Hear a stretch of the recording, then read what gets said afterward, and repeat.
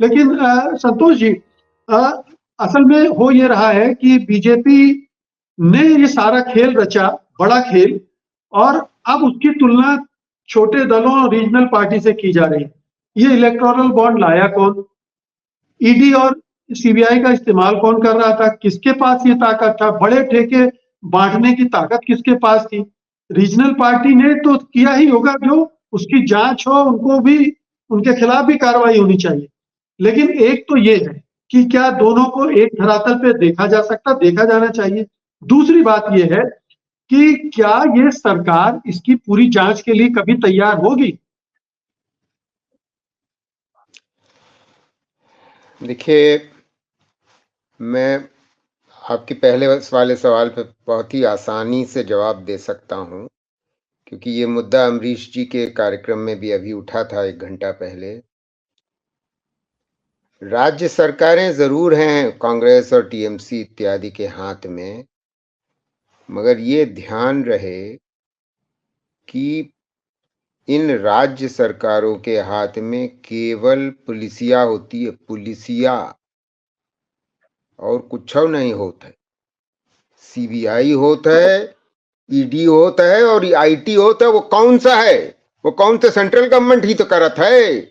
कौन कौन भूल रहा है इस बात को? मैं तो कैसे ये बात दोहराई जा सकती है बार बार, मुझे तो समझ ही नहीं आ रहा।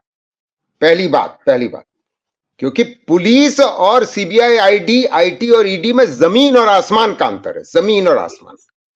और दूसरा, जमीन और आसमान का अंतर केंद्र और राज्य की सरकारों में यह है कि राज्य सरकारों के पास जो ठेका देने का मादा होता है वो कहीं कम होता है। इतना सा होता है केंद्र सरकार के मुकाबले।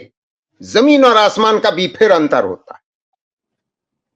तो आप एक तो ठेका बहुत बड़ा दे सकते हैं और डंडा भी बहुत भयंकर चला सकते हैं। जमीन और आसमान का अंतर है। तो इसलिए ये तुलना करना हमारे देश में भ्रम फैलाने के बराबर जैसा है और कुछ नहीं है, पहली बात।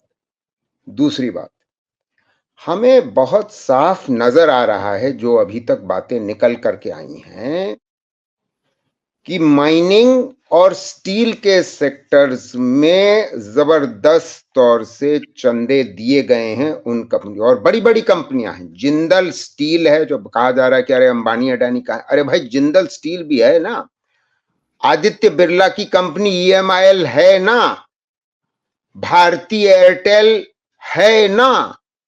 तो भारती एयरटेल जो है, भारती एयरटेल हमारे देश के 5 बड़े घरानों में से है। और ये जो बाकी मैंने नाम लिए, आदित्य बिरला का घराना 5 बड़े घरानों में से है। और अगर रिलायंस का तो नाम अभी शीतल जी ले चुके, उदाहरण भी बता दिए।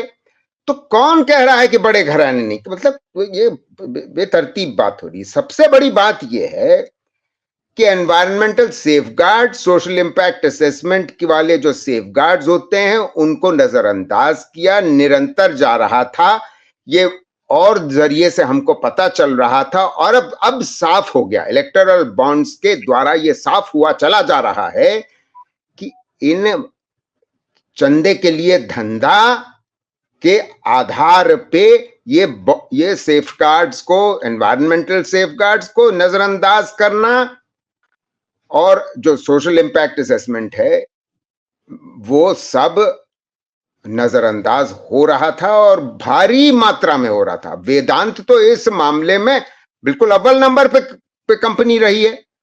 अगर मतलब अरुण, मैं जैसे, और आप शायद हैं, बिल्कुल आप सबको याद है, हम लोग तो देखते ही रहते हैं ये बातें कि मतलब क्या क्या क्या चल रहा है। तो देखिए, इसमें घालमेल करने की जरूरत नहीं। सबसे घातक बात तो मुझे लगती ये है कि भाई, ये सरकार को हम ही ने तो चुन करके भेजा है। हमारे टैक्स पेयर्स मनी से तो ये सरकार चल रही है, इनकी तनख्वाहें चल रही हैं मिनिस्टरों की, और इन्हीं मिनिस्टरों ने ये खेला जा रहा है कि किसी ना किसी तरीके से सरकार हमारी दोबारा बन जाए, चाहे हम आपको बनाना चाहें चाहे ना बनाना चाहें, और धंधे के लिए चंदा लिया जा रहा है, जिसमें हर तरीके से मीडिया को खरीद लो, विपक्षी पार्टी को खरीद लो, विपक्षी नेता को खरीद लो, जिसमें हम अगले बार तो आ ही जाएं और अगले 50 साल रहें। भैया किस आधार पे? इस बार भी हमने आपको भेजा है, हमारे टैक्स पेयर मनी की आपकी सैलरी चल रही है और आप हमारे पैसे को इस्तेमाल कर रहे हो इस तरीके से, मतलब कितना आंख में धूल झोंकेंगे भाई। जी। सत्य हिंदी का ऐप डाउनलोड करें गूगल प्ले स्टोर पर।